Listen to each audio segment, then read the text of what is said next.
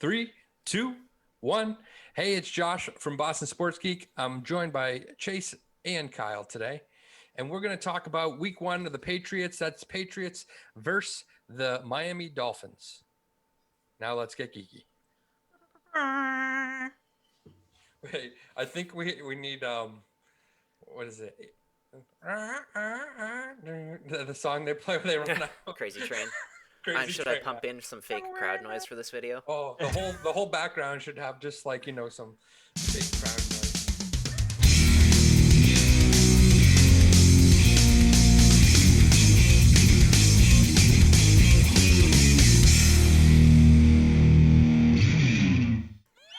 So let's talk about week one of the Patriots season.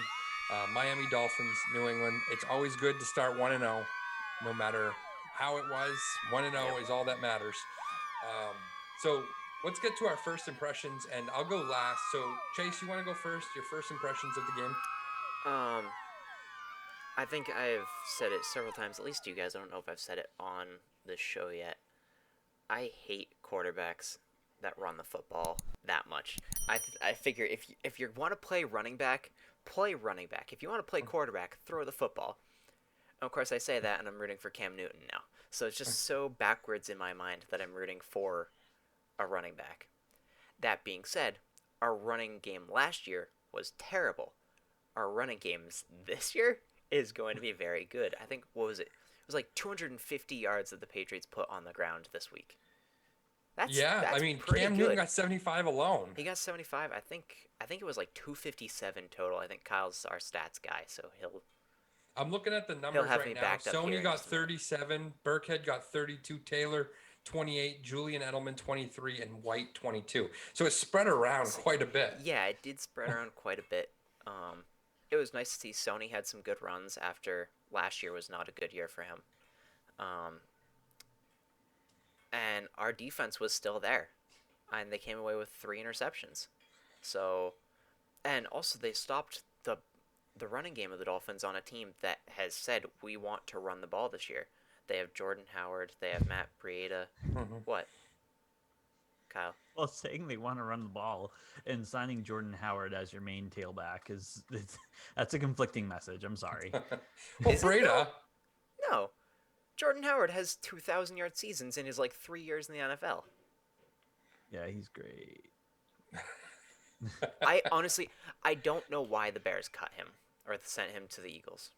That I didn't understand. I think he's way better than Tariq Cohen, but that's why the Bears cut him. That's because Tariq Cohen is like a James White type. He's not. He is, yeah. A running back. Catching back. If you want to play wide receiver, just play wide receiver. Yeah, come on, guys. But yeah, so it's a team that said that they want to run the ball. They spent some money. They spent a draft pick on offensive line, and our linebacking core, which everyone was like, "Oh, this is highly suspect." No Hightower, no Van Noy, no Jamie Collins, and I was still happy with how they performed against the run. Obviously, they let up more yards than I think they should have, but Bill has always been a bend don't break defense, so I think they did a pretty good job with that. Yeah. So Chase, we had similar feelings about having a quarterback that stands back there and throws the ball, not just runs. Mm-hmm. But with that being said, I found the game extremely entertaining. Yes. And fast. It was fun to watch. A quick game. It was fast, and when Newton, besides he had a couple knockdowns, which I don't understand. He's a tall enough guy to get his balls over those hands. I don't know what was happening there, and maybe he'll clean that up. He was away from football for a year, but when he did throw the ball, he was pretty good. He was on target for the most part. I thought it was nice to see that it's not just Tom Brady that can throw the ball to a wide open Edelman and he'll catch it and do good things. Incredible. Go figure. That being said, I don't think that they're going to run the ball. They ran the ball. Cam ran it 15 times yesterday. Yeah. That is not a sustainable thing for them to do. No. If they run it 15 times in 16 games, that's 240 runs. That breaks Lamar Jackson's running record from last year, which was like 197 or something like that. Yeah. So, on a brand new quarterback. Yeah. It's like the So first that's miles you not put on a sustainable. car. Yeah. That's not sustainable. No. Now, with I- that being said, I gotta think. I look at this now, and how do we view Cam Newton? Is Cam Newton literally just a 1-year quarterback in the system, and he's gone next year? If that's the case, then run him 15 times a game and get all the wear off those treads before he's gone. Because when he's doing that, he's good. But if we do think that he could be potentially signed for an extension and be here longer than next season, if you run him ragged like that, he's not going to be there for you in those next year or the year after, or even this season. If you run him 15 times a game, he might be done by halfway through the year, just be out of gas. And in my mind, his performance determines whether or not he's here next year. If we have a tank year and we get Trevor Lawrence, yes, keep Cam around for 1 year. Let Trevor Lawrence sit there, learn the Patriots system. If not, and Belichick thinks that it's Stidham's time to go, then ship Cam out. I think that with what we saw yesterday, anyways, I think it's fair to say the Patriots will beat the bad teams. Yes. Which Now, saddens me greatly. That means they're out of the Don't- Trevor you- Lawrence. You don't Means that we're want them to not in beat the the running bad for teams? Trevor Lawrence. Oh yeah. Because if you're gonna get Trevor Lawrence, you got to lose to the bad teams and the good teams and all the teams. So, yeah, maybe that will be the Bucks this year. They'll lose. They've got Josh Rosen. They don't need Trevor Lawrence. That's true. It's true. That was a Yeah. really, in my mind, an underrated pickup. I Yeah. Oh like yeah, that. that was brilliant. I was kind of hoping the Patriots were going to do something, but I didn't know that. I didn't. If they really feel Stidham is the heir apparent, they're not going to do that. But anyways, so next week will be a real interesting challenge because that's a way better team. I would say that out of the NFC, Seattle is probably one of the better teams. I would put Saints up there after last night's game. I know that we're trying to talk about the Patriots versus Dolphins game. Yeah. I would have completely called you on that and said that the 49ers were better. But then they went ahead and they lost to the Cardinals. Yeah. Yeah. And no. I was just like, what? Yeah. I mean, and Kyler Murray could Garoppolo have an did not MVP look season, good. though. Kyler Murray Gar- could have an MVP season, and they gave him Humpkins now. So, Yeah. I mean, that being said, though, I still expected the 49ers defense to show up. You would have thought so. Yeah. So, yeah, Seahawks is going to be very difficult. That's going to be a tough game. And we're going to get into that with our week 2 matchups. We're going to do a video, but that'll be a tough game. Definitely, there was I forget who it was that had the Dolphins winning the AFC East. That ain't happening. I forget which who it was. It was someone it was Florio or someone like that, like someone that you would think knows what they're talking about. Had the Dolphins winning the Does AFC. he not know that the Bills are in this division? I know. I mean, come on. I mean, if you want to say the Bills could win it, I could see possibly. Oh, yeah. With what I saw from the Patriots yesterday, I'm thinking they could win it. But we'll have to wait and see how they play Seattle. That will be a real test. But the Dolphins did not look great. And I was wondering, halfway through that game if they were going to bring in Tua already. Because at that point, the score, it ended 11-21. You go, a 10-point game. But it was not that close a game. Watching it, did you ever feel like it was that close a game? I felt like the Patriots had that game in control pretty much the whole time. The one thing being when Harry fumbled the ball out of the end zone, and then that was the one, bad blip, and then it was and they went and scored. And is that not the stupidest rule in football? It makes sense to me. Oh, it doesn't make. I don't like it, but it makes sense. You don't like it, you don't agree with it, but you'll accept it. Yeah. I mean, I guess it's the rule, but there's rules that are stupid, right? They did nothing to cause the fumble. He's stretching, he fumbles, it goes out of bounds. Oh, let's give it to them now. Like, I can understand saying, okay, that's a 10-yard penalty or something like that, but because what happens if he fumbles it out of bounds at the 1? Where do they get it? It stays Patriots ball at the 1. Exactly. the But issue is because that- it went out of a yard later in the end zone, even though, it just Because doesn't you make any can't give the sense. Patriots possession. if it goes out in the end zone, because otherwise that would be a touchdown. I would say the two stinkiest rules in the NFL are that rule right there, that when it goes out of bounds, that the other team gets it, and We've that benefited from that a fair time. So pass interference is a spot foul. Another terrible rule in the NFL. why do you disagree with that one? Because it should be a 15-yard penalty. I disagree. If you send Tyreek 40 Boy. yards down the field, I don't want Tyreek to catch it, so I'll just tackle him before it gets to him. Yeah, sure. 15 yards seems But better than giving him 40 you have yards. these guys that now just throw the ball up when they're just hoping that the ref sees it. It's just, I just hate that. And it's pass interference is such a subjective call. Two guys will look at it and they'll call it differently every time. It's like you can't get anyone to agree on what a pass interference is in this league. So I don't just agree hate with that it's a spot foul, because you can. I hate it. It should be, give it make it. What's the biggest? 15 yards is the biggest you can give a penalty, right? Give it a 15-yard penalty, but a spot foul that it happened in the end zone, so now you have it on the 1-yard line. That is just a stupid. The issue with making a 15-yard penalty, though, Josh, is literally the fact that, if he's going to catch the ball and get 40 yards, why don't I just make it so he can't physically catch it at all, and they only get 15? So they get 15 in the first down, and they get to do it again. There needs to be a bigger penalty. That's not hurting the defense nearly as much as it should. Because if the ball was going to be caught, that's a 40-yard play. I hate the spot foul on the pass interference. I hate pass interference enough. It's such a stupid, there's no set what is a pass interference. Like, no one can explain You what a interfere pass with the interference. pass. But then you see it all the time and it doesn't get called. Then you see it get called when it isn't there. It's just, like it's more just poor officiating rather than poor rule explanation.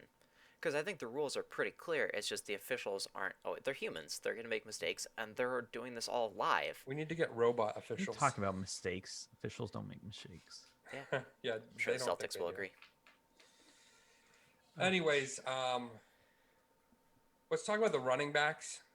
Obviously, with Cam a Newton. mobile quarterback like Cam Newton, they're going to benefit from that, right? Because they had so many times where they did this play where I've never seen this happen with Brady, where they're both holding it, like who's going to come read out with option. it?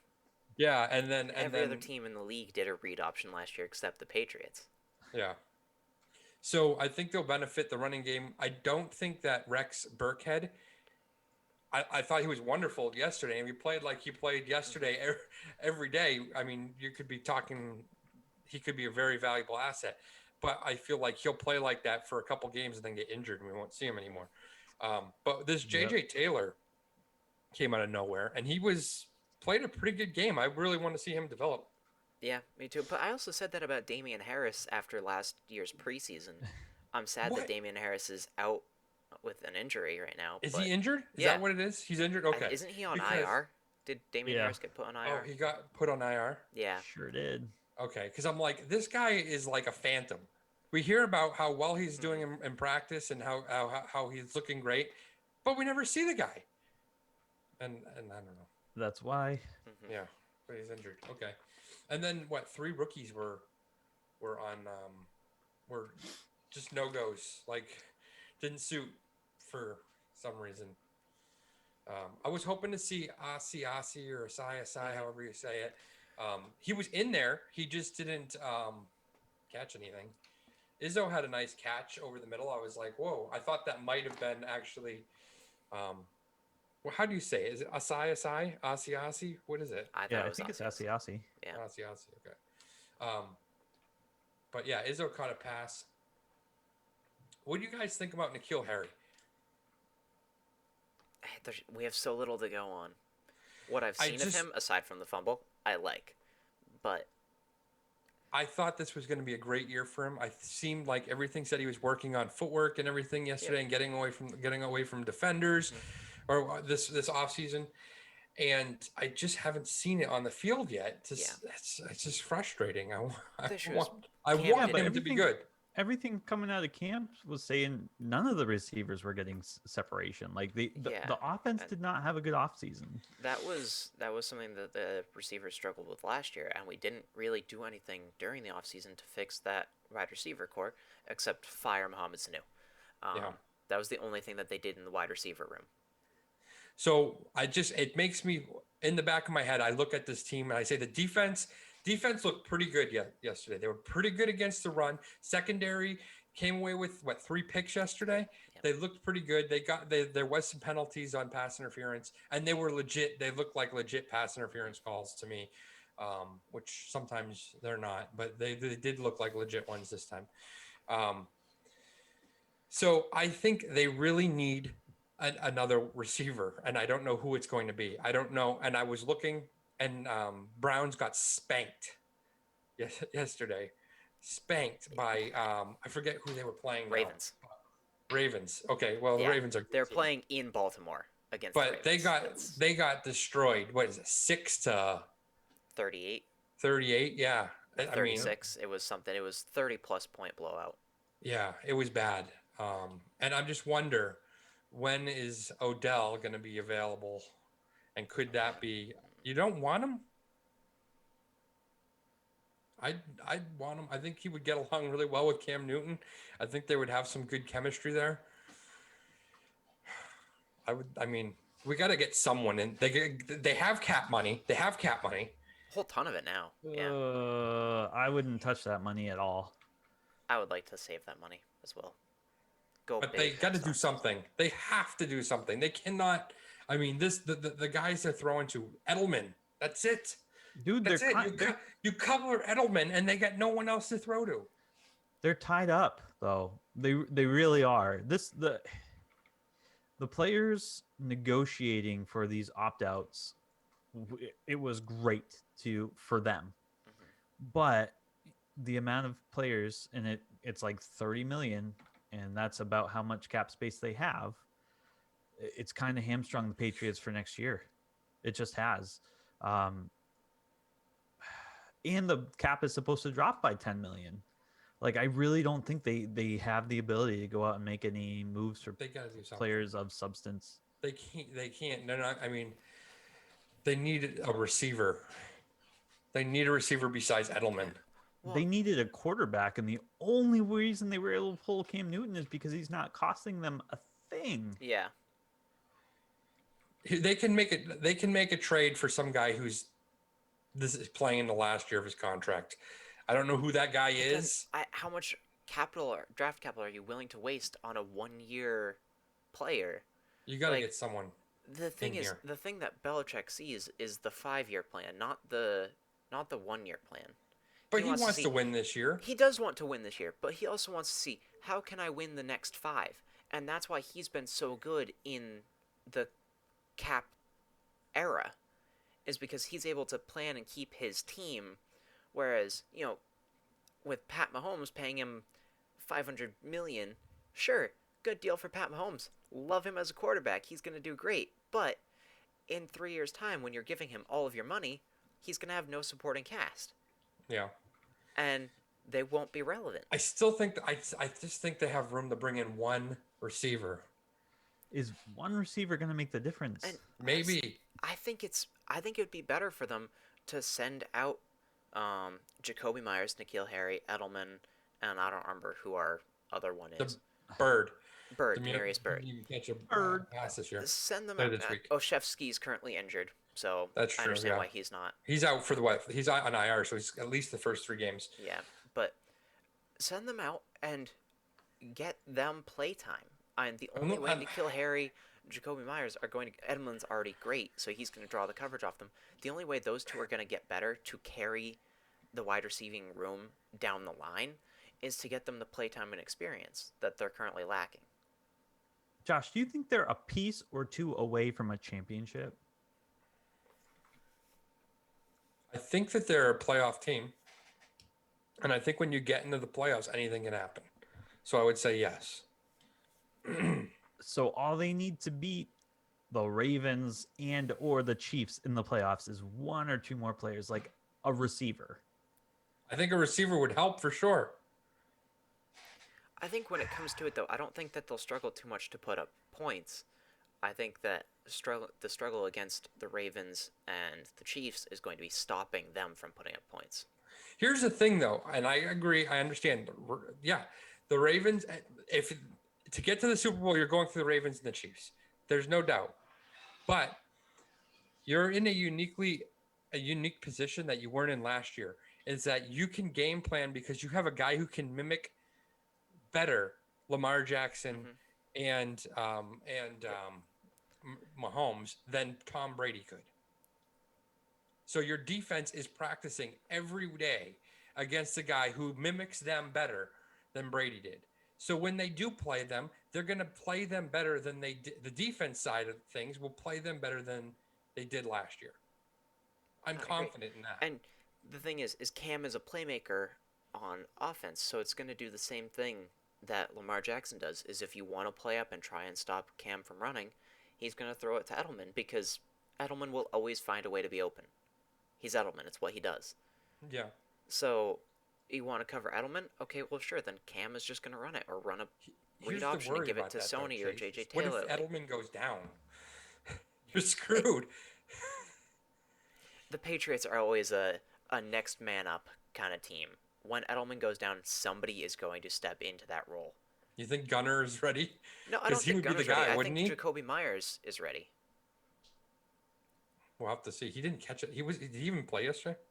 I didn't see him on the field, but I didn't see him at all. And I was trying to look. It's hard when the first game of the season, like remembering whose numbers are who. I'm trying to look for the rookies, and it was hard to spot anyone. But anyways, let's talk about the Dolphins. They played, I mean, they weren't great.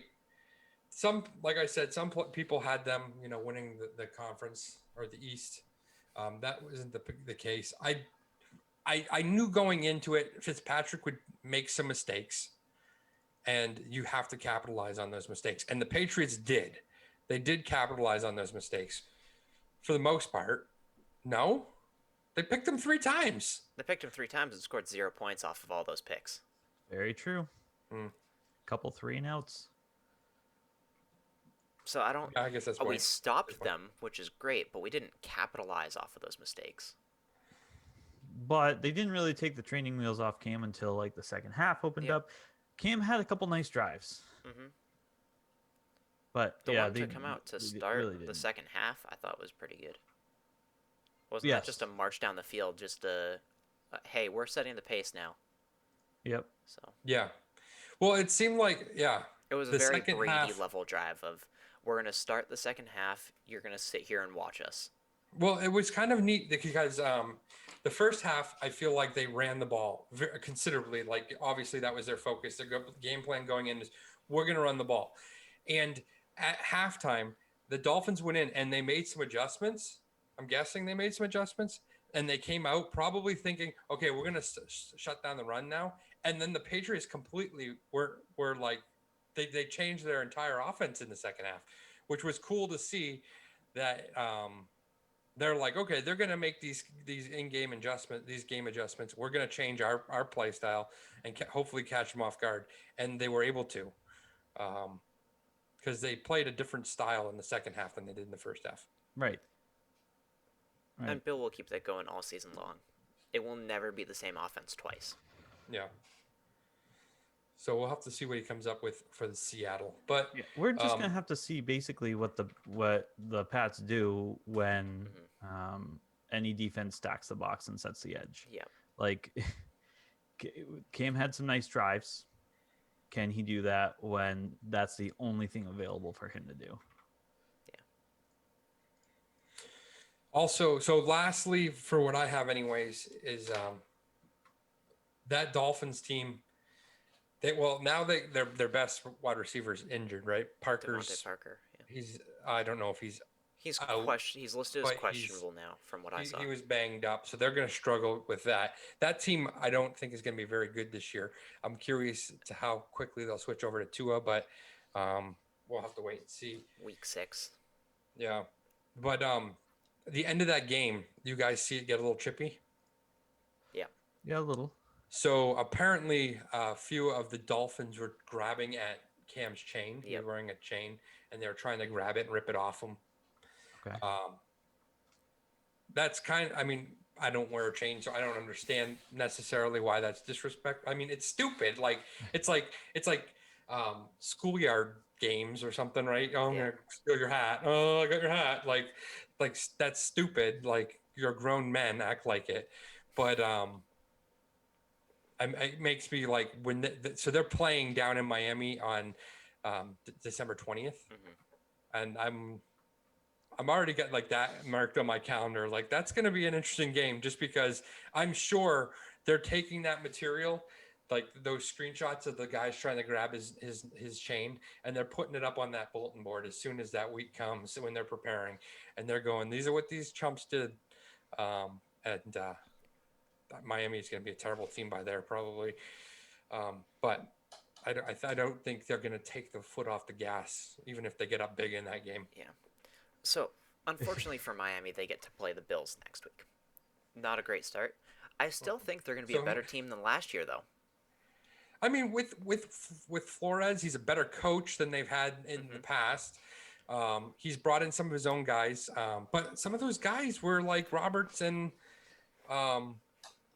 Van Noy, and they were in that scrum. They would have never been doing that kind of stuff under Bill Belichick. So,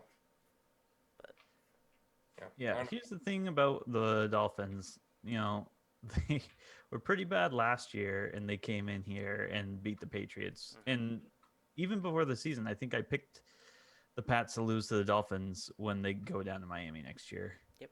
Or not next year, but at the end, towards the end of the season, because stuff always seems to happen. But the Dolphins were a fire sale last year. So here's the thing with that, though, too, Kyle. There was, I feel like looking back now and what we know now, Tom Brady left, that there was stuff going on in that locker room, that team, they were, as good as that defense was at the beginning of the year, that there was stuff going on in that locker room that they were done at the end of last year. Yep. I don't know, that they had the mentality of, even when they got into the playoffs, they didn't look like as hungry as they normally are when they're in the playoffs. Why is that funny? I'm so glad like that this whole the blinders have been lifted off of your eyes. It's just great to hear you talk with sincerity about there being actual issues with that team with Brady. Obviously there's issues. He left. I didn't know at the time. I didn't want to believe at the time that there were issues. I thought he was going to stay. But the fact that he left, spoke volumes for the way he felt. If he really was happy here, he would have made things work and stayed. He obviously wasn't happy.